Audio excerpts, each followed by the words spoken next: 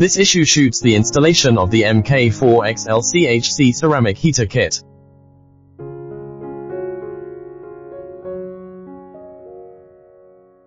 Remove the heating end. Loosen the top screw. Unplug the heating rod wire and the temperature measuring wire.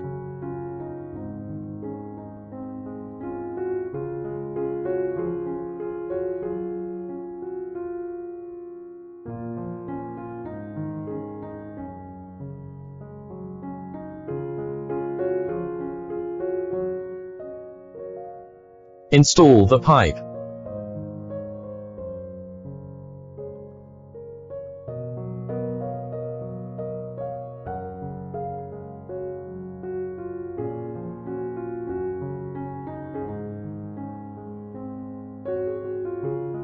Locking screw.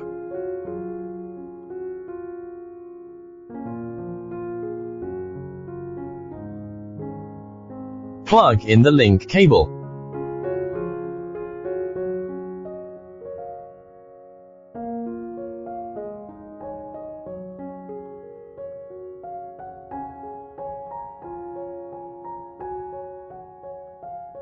The installation is complete.